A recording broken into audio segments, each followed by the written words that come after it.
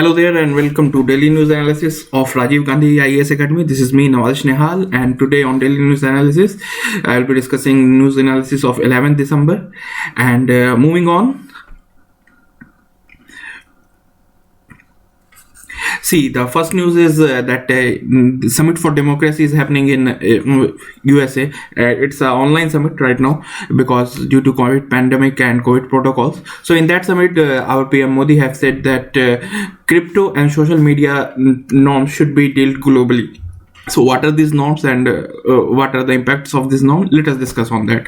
So what our PM said that in the closed door session, in the first day of summit of the Summit of Democracy, the PM said that technology companies should contribute to preserving democracy and democratic societies and open societies.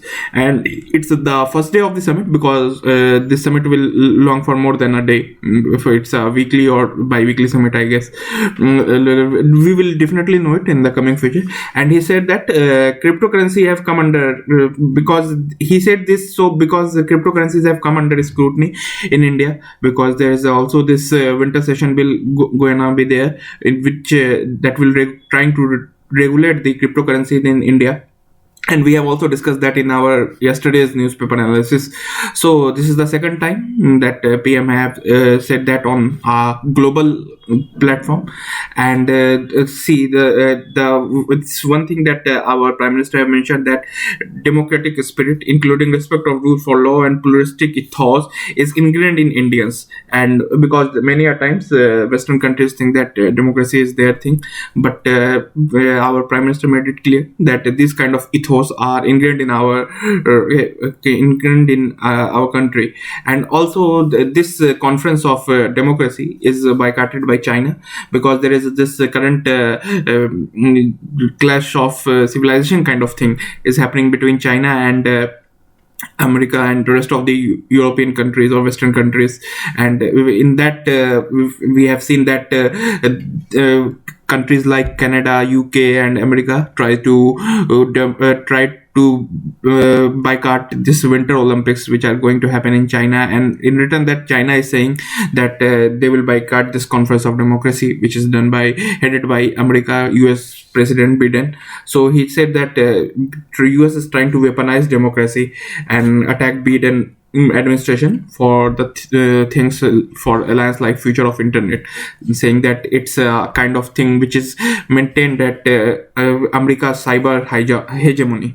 Okay, and so moving on, the agenda of the summit are contemporary resonance in India, because India is the largest democracy of the world, biggest democracy of the world. So whatever thing related to democracy is happening in the world, it is related to India also. And the three broad themes of the summit is defending democracy against authoritarianism, addressing and fighting corruption, and promoting respect for human rights. These are the three broad themes of the conference. And also in this, leader will be encouraged to announce a specific action and commitment, like we have seen in COP26, that different leaders were encouraged to announce a specific action, and that was related to environment. Similarly, this conference of democracy which is happening is related to democratic values. So here also leaders are encouraged to announce a specific action. Okay, so moving on. There are some challenges to India's democratic image, because although India is the world's largest democracy, but there are certain challenges which come to India, not just now. From 47, these challenges are coming. The first one is that India is categorized as partially free, because the US-based Freedom House is there, Freedom of the World, release an index, and in that index, India was only a partly free, partly free country. So in that, there was this free, completely free, partly free, authoritarian kind of index were there. So India fall into the partly free index. And it said that India is an electoral autocracy. Electoral means people select the head of the government, and autocracy means only one person is in control of, or only one organization is in control of the complete country. So there are different kind of theory regarding this, like what are autocracy, what are theocracy. And so people have to know, when you are preparing for UPSC, you have to know this kind of fact also. So other thing is that countries like Hungary, Turkey and Philippines were also came in the same partly free and authoritarian leadership things. Okay, and there are some factors which are affecting India's image. First one is Kashmir issue, which is the human rights issue in Kashmir, and the anti-terrorism law, which have due to which many of the activists also have been went to jail. And there's this also a law, UAPA, which are very much in news right now, because the conviction rate is about 2.5% or something. So the opposition is making a demand that if the conviction rate is so low, then why we are having this law itself, because this kind of law can for 6 months you cannot apply for any bail or something like that is there. So we have also discussed UAPA in our current affairs, daily current affairs on our website, so I will urge you all to check on that also. And there are some anti-Muslim amendments like CAA, which happened at Citizenship Amendment Bill Act.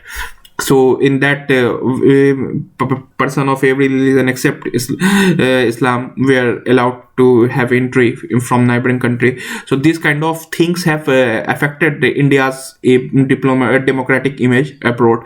So moving on, see, why India's contribution to this agenda will be scrutinized, because there is this cultural relativism thing is there. Means India is means one of the theme that emerges from observation is that cultural relativism means Indianness of India's democracy. Means as India became even more democratic, democracy will become even more Indian in its sensible and texture. Means if India is applying democracy to its in core form, means culturally are we applying democracy or not. For example, this in Western countries what happened, Renaissance happened, French Revolution happened, so culturally they are close to democracy. But in India, although we places like Vaishali and with some portion of Magad have this democracy earlier, but still we were controlled by this colonial period. So we have to make sure that we are adopting democracy culturally. And although India has been successful in this thing so far, but still that is scrutinized till today. And there is also this role of civil societies in a democracy, and it has been accused of defaming or bringing harm to India, because recently a statement by National Security Advisor called them the new frontier of fourth generation war, and calling a civil society as the new frontier of a fourth generation war can bring implication globally. And also India have to make sure that democratic rights are being given to every citizen. So these kind of agenda are there which can scrutinize India's role. And also there are many challenges to India. First challenges is India adhering to Western standard of democracy while claiming there is a Indian model. Means for example, our external affairs minister said that global standard and international metrics of democracy are rubbish. So they say that those things which are happening in Western countries cannot be just applied to the local cultural diversity of India. For example, China also said so, that those things happening in Western countries cannot be applied simply into these South Asian countries. And similarly, on the same line, our external affairs minister Jaishankar also dismissed this one global standard which can apply to every democracy. So these are the challenges that we have to make it clear to the Western countries that their standard is not the only standard for democracy. And also, when President Biden brought up Beijing Human Rights Accord, President Xi Jinping told him that no uniform model of democracy can happen, and forms of democracy different from one's own in itself is undemocratic. Means if you are not getting the idea that democracy can be different, is itself undemocratic idea. So we can use this kind of point, these kind of lines in our main answer writing, especially in governance part and constitution or polity part. We can use this kind of lines. And moving on, the summit may intensify these differences, the difference of Eastern countries versus the Western countries' ideas of democracy. And also see, although like countries like US said that they are pro democracy and they are building democracy all over the world, but there's this what happened that they are still not unfreezing the Afghan asset which are there in that country when Taliban turned democratic overnightly. So they have still some Taliban Afghan possession assets with them. So US also cannot say that they are complete democratic in that way. So these kind of challenges are for India also. How Indian representative are putting these things to that conference is also a challenge for India. So moving on, there's this stubble issue is there, and the environment minister said that we will use stubble for biofuel. So this is kind of a good news for all of for environment perspective, because stubble burning is a major issue in northern India, especially the Haryana and Punjab part, and Delhi and UP part, western UP especially.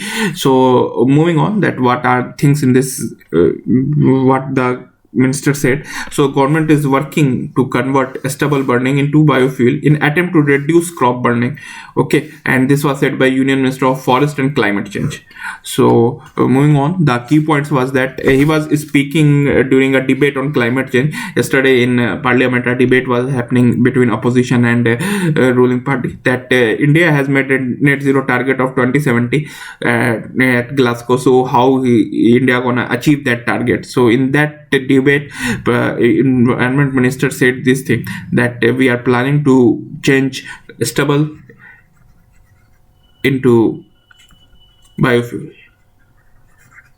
So state-run NTPC, national NTPC is the power corporation of India.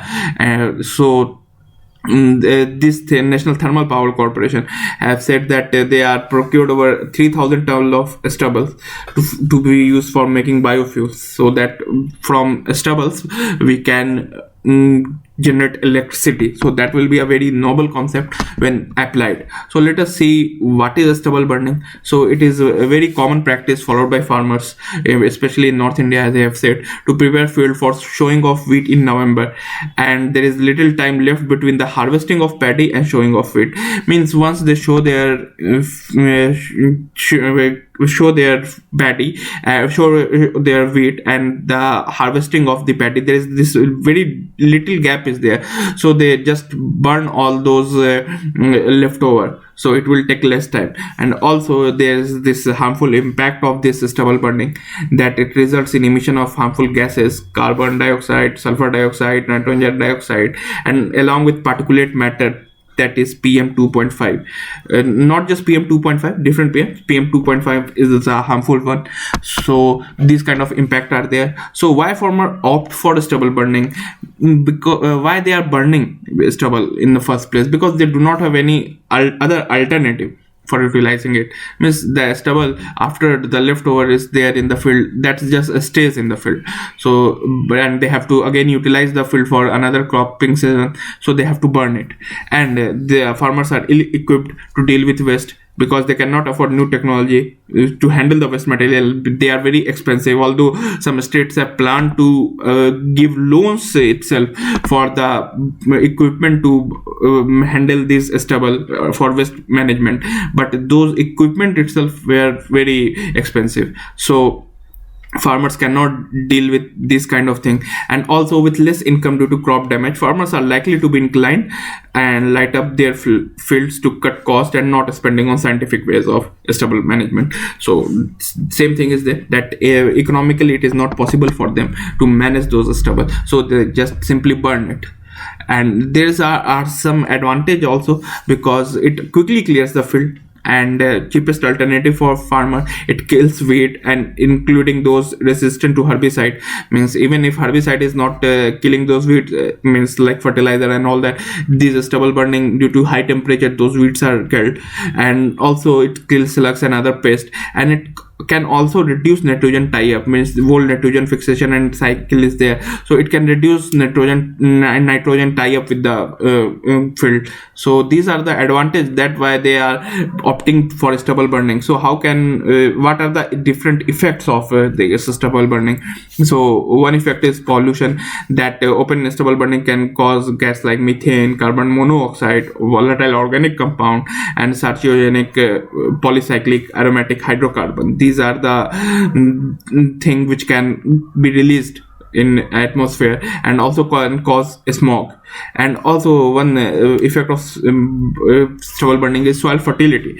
So burning husk on ground destroy the nutrients in the soil also, so it will make it less fertile. So these are the effects of stubble burning. And also this heat penetration is there, means heat generated by stubble burning penetrates into the soil, and that will lead to the loss of moisture and useful microbes, and the microbes will die on due to the excess heat of the stubble burning. So these are the harmful effects of that to our society, or to our atmosphere, or the agricultural land.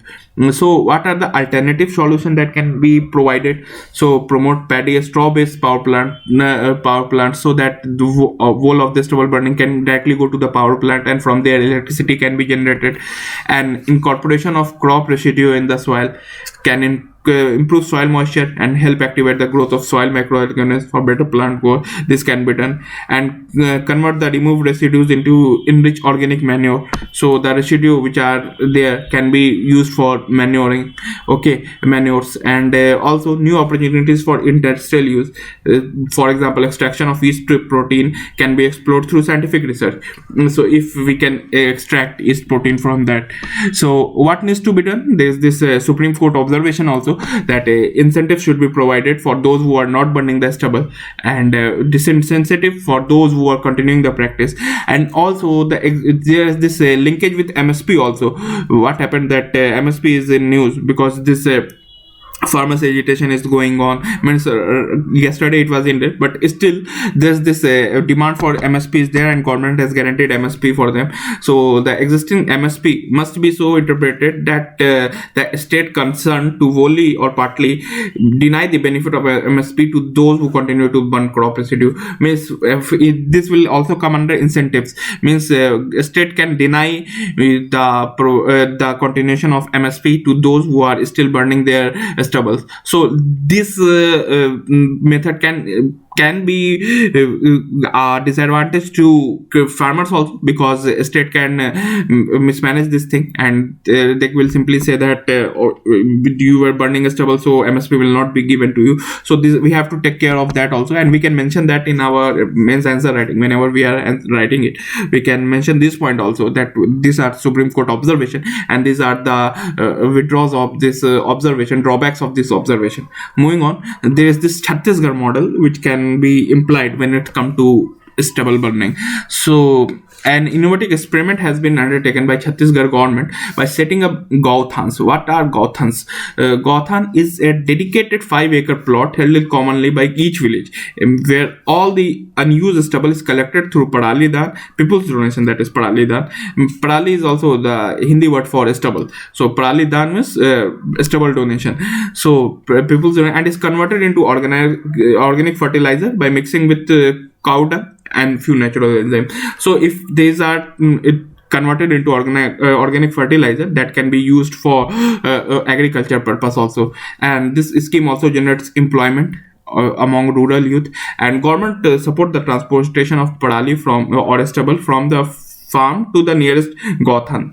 So the government is also helping it, and state has successfully developed over 2000 Gauthan. So at each 5-acre plot is taken in each village, and in that stubble is bring on, and it is mixed with cow dung and few natural enzymes, that and in that way it is changed into a organic fertilizer. And now this fertilizer go into the agricultural land, and it used to kill pest and help in growing crops. So this Chhattisgarh model can be used when tackling a stubble burning issue. Moving on, this president calls for a debate on right to climate justice. So what is this climate justice? Let us see the key points which prime minister have said on the human rights day. Yesterday was human rights day also, and on national human rights commission, prime minister Mr. Kovind said that world was waking up to harsh realities. Decisive changes were yet to be made about climate justice, on climate justice. And the president said that while non-discrimination was the first condition for absolute respect of human dignity, the world was beset with countless prejudice. There are prejudices in the world when it comes to climate justice and right to healthy environment. So these are the things that he mentioned, and he also mentioned that human rights discourse was justifiably focused on rights, and India had always understood the rights and duties are both sides of a same coin. So what are the major thing which he said? That right to healthy environment and climate justice should be discussed, and there are harsh realities and decisive changes were yet to be made. So these kind of things were said by our honorable prime minister. So moving on, what is climate justice? So climate justice is a term used for framing global warming as an ethical and political issue, not just an purely environment or physical in nature. Means whenever we used to discuss global warming, we see this is simply a environmental thing, that rise of green gases are happening, and that is creating global warming. So but we have to make sure that these kind of things are also ethical in nature and also having political in nature. Means developed countries are blaming developing countries, developing countries are blaming on developed countries. So these kind of things also got a political nature. So we have to make sure that not just on environment basis things are being discussed when it comes to global warming, it is also discussed in ethical and political issues. So that is what we call as climate justice. So what are the relevance of climate justice in present time? So it is similarly development is there and environmental degradation is there. So we have to make balance between these two things. So climate justice should be discussed everywhere. And also don't worry about this thing. I will be providing the PPT of this presentation to our Telegram channel and dropping the link on the description, so you can get all these benefits of when you will subscribe to our Telegram channel, because this thing will be there and you can utilize it on your main answer or building up your core knowledge of the issues. And also moving on, the first is development versus environmental degradation is there, and second is prioritizing investment. Means developed countries lack funds, and developed countries already have funds, and they have already utilized their carbon budget from pre-industrial area. So they have to give some money to the developing nations. So this is known as prioritizing investment. And moving on, see, also there are lobbying by business and industrial group when it comes to environment, that they want to have their fair share in making a progress and they don't want to just care about the environment also. So there's this lobby by business and industrial group when it comes to environment. There's a strong lobby, and we have also seen implication of that lobby on COP26 also. Anyways, so climate justice have shifted that debate, the perspective of suffering communities in policy forming. Means if climate justice is not there, then this businessman and industrial group will take over the environmental issues. So that will be very bad for our earth or global warming. And also resistance shown by developed countries. And as I have said earlier, that USA came out of Paris deal and Canadian parliament refused investment. So developed countries said that what are their goals in there? So they have shown some resistance in it. And moving on, in Lok Sabha, minister lists a step for supplementary child nutrition, that child nutrition should be given. And in this minister for women and child development, Mrs. Smriti Irani, said that to ensure continuous nutrition support to beneficiary, Anganwadi workers and helpers distributed supplementary nutrition at the doorstep of beneficiary once in 15 days. And and studies have shown that pandemic could lead to increase in malnutrition due to loss of livelihood and disruption of food and health service. And also a paper was published in British journal Nature and authored by Saksia Anthrop, and it says that the gross national income in 180 countries have fall down due to this pandemic and all that. And in 2022 compared to 2029, the number of children under 5 years with wasting could increase by additional 9.3 million. This is a huge figure, and estimated 2.6 million additional children were likely to be stunted, and there would be roughly 168,000 additional deaths of children under 5 years. Child mortality rate CMR that will dip down globally. So this kind of facts and figures, so when we can use this in our mains answer writing, that will be very beneficial, and also that will get a clear concept of the thing. So moving on, there's this family health survey released by India on just a week ago, NFHS 5, that is National Family Health Survey 5, that was released by Government of India, and it made public recently measures malnutrition indicators. Different indicators were released, and researchers argue that there are difficulties in studying the impact of COVID-19 because there are challenges in understanding NFHS 5 data. And what are those challenges?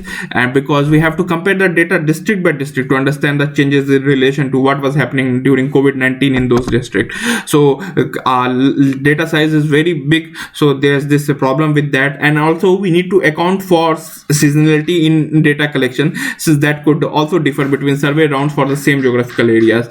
Because for example, what is happening during monsoon season, there is enough food for everyone, and when there can be paucity of available food, during harvest season, so diets will be relative better. Means during harvest season, people in rural areas must have been getting good diet, because the crops are getting cutted out and they will get it. But in monsoon season or in other season, the productivity will not be much higher, so there will be difference in data. So this kind of issue are there with the NFHS 5 data also. And moving on, what is malnutrition? So malnutrition refers to deficiencies, excess or imbalance in a person intake of energy or nutrient, and the term malnutrition addresses three broad group of condition. First is undernutrition, second is micronutrient or related malnutrition, and third one is overweight. So these all things come under malnutrition. And also overweight, obesity, these kind of things also come under malnutrition and is a non-communicable disease. Okay, and related to non-communicable disease, these kind of things are related to non-communicable disease.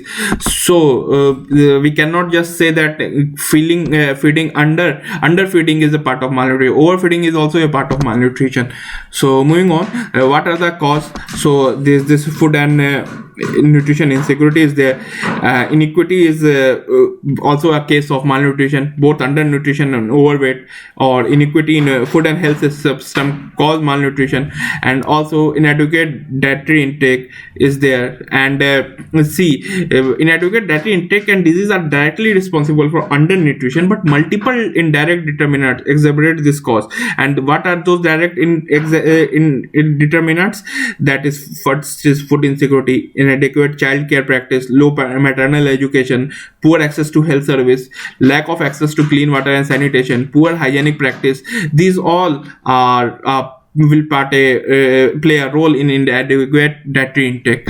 So moving on, what are the things related to India in malnutrition? So Global Nutrition Report was released in 2020, and India is among 88 countries that are likely to miss global nutrition target by 2025. So this is a crucial point, that India might miss the global nutrition target by 2025. There is this malnutrition children in India. In India, malnutrition in India account for 68% of total under 5 deaths and 70% of total disability. And this is a very big figure, that malnutrition alone caused 68% of under 5 death.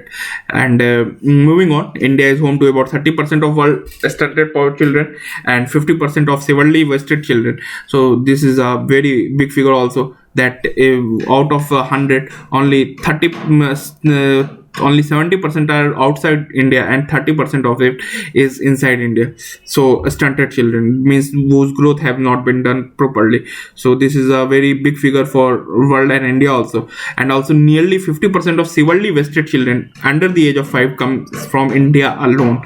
Severely vested means they are at the brink of dying. So these kind of figures are very very harsh when it comes to Indian development and the Indian story. And Food and Agriculture Organization, which is a part of UN, estimated that 194.4 million people in India, that is about 14.5% of total population, are undernourished.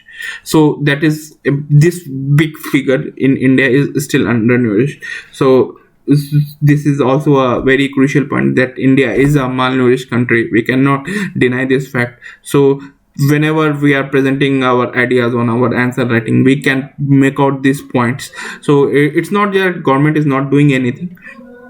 Government is also different measures are taken by government, but we will discuss. But after this thing, that global hunger index, India ranked 102 out of 117 countries. And similarly, vesting rate, India vesting rate is extremely at 20.8%, highest vesting rate of any country. Means the people are dying at this rate due to malnutrition. And there is this nutrition intervention also. They are not sufficient to tackle the problem of undernutrition. Even at 90% coverage, the core set of proven nutrition specific intervention would only decrease stunting by 20%. Even if the policies are going to 90% area, the decrease is only 20%. So there is this gap between the policy coverage and the effect of this policy. And also COVID-19 had made a very bad impact on Indian malnutrition, because as we all know, the growth rate of India has stopped. Many people were out of the job. So these kind of things are bad for India. So there are some measures taken by government of India, and these measures which will help in tackling and also helping tackling malnutrition, because India performance is improving. It's not deteriorating when it comes to malnutrition, it's improving day by day. So due to this kind of measures which are taken by government and different world organization. So and these all things will be provided in our PDF, so no need to worry about that. And moving on, see, NEDFI announces new scheme, that is Atmanirbhar Hath Shilpkar scheme for the artisan under Ministry of Donor. What is this Ministry of Donor? Department of Northeast Region. What is this NEDFI? That is Northeastern Development Finance Corporation, NEDFI. So where this was in news, that said that it was an objective to develop the petty artisan of the northeastern region will be provided by financial assistance in form of loan of income generating activities for setting up expansion, modernization, working capital will be given, and other requirement related to sector has introduced Atmanirbhar Hath Shilpkar scheme for the grassroots artisan of the northeastern region. Moving on, what are the key points? Premier financial institution in the Northeast region, with this NEDFI is a premier financial institution, and its head office is at Dispur, Guwahati, and branches office all across Northeast region, and has completed about 26 years and was established in 1995. And over the years, the corporation has provided loans to about 7,500 projects, not just people, projects.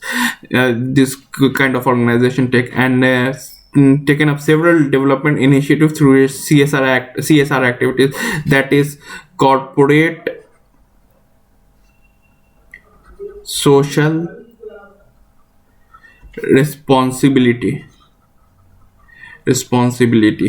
So this organization also take their corporate social responsibility in the 8th state of Northeast India, and the credit facility is provided in this scheme, that is Atmanirbhar Hath Shilpkar scheme. In it, credit facility is provided, and collateral free, and carries a subsidy. That the credit facility is collateral free and carries a subsidized interest of about 6% per annum, which is repayable in 24 months, that is 2 years.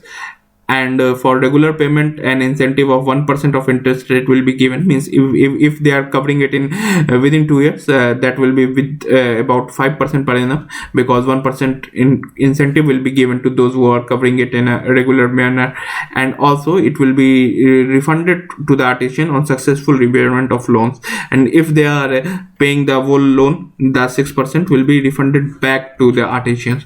So this is a very good project which can be which might also be asked, because they can see that they can ask a question that Atmanirbhar Hastilpkar scheme comes under Ministry of Art and Culture, Ministry of Environment, NEDF, and Northeastern Development. So we might be confused in that thing. So if we are knowing these kind of things, we will be able to answer those things also. So that is for today, and please do subscribe to our YouTube channel and also to our Telegram channel, and these all PDFs will be uploaded to our Telegram channel also.